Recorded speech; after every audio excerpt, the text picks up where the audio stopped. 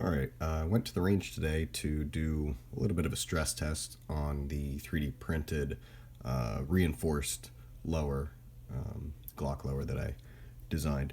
Um, this pistol frame had, at its first shooting, 20 rounds put through it just to verify function. Then it was put away, and then whenever I went to the range today, I finished the rest of that box, so 30 rounds, and then another 200 rounds. So 230 rounds in fairly quick succession to allow everything to get decently hot. Now, the one caveat to this is that my ambient temperature outside was 20 degrees. So um, I only have 5 magazines, so I had to reload, a couple times middle of the way through.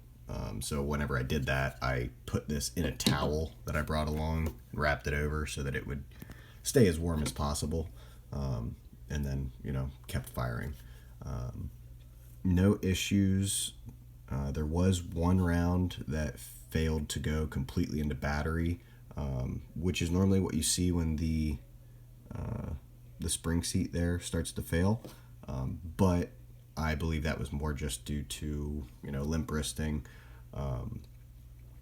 or barrel slide, that type of thing, than it was the frame, because that happened in the first 30 to 50 rounds that I had fired. So the frame hadn't even gotten warm at that point.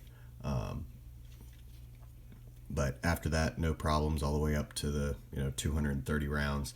The only thing I can see as far as wear is just in front of the rail there. You can see impact marks. That is where the slide is coming the whole way to the rear and then hitting that portion. So you can see it pushed that plastic out of the way there. Whether that's functionally going to be a problem, I doubt it. But as far as the reinforcement, it held up great. I wanted to shoot this frame instead of the other ones that use the single piece reinforcement, because this should be weaker using the two separate pieces. So I wanted to give, worst case scenario to the frame and see how it would do. But it functioned no problem. So I think that this frame reinforcement here, put in the steel plate in there, is a good addition to a 3D printed frame. It should be very easily added to any existing models.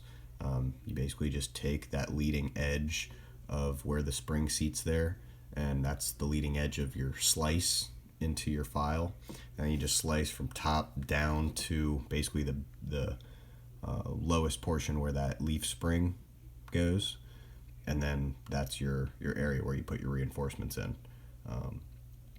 Really a pretty easy modification to the 3D models, and then an easy modification to do to cut out those plates and install them. Should make 3D printed frames considerably more durable. Like I said, my ambient temperature was 20 degrees instead of, optimally it'd be nice if it was 90 degrees out and then I could do it and get this thing really hot. But it's a little irrelevant. If you're firing 200 rounds of pistol ammo at a single time, back to back to back, you're in a bad situation. I think as long as your frame can handle, a normal amount of ammunition that you'd be carrying on you, so one in the gun and say 3 or 4 on your person, as long as you can fire that many through it in rapid succession, you're good. Any more than that is a little bit of overkill, but it is nice to see that it does hold up through 230 rounds of moderately rapid fire.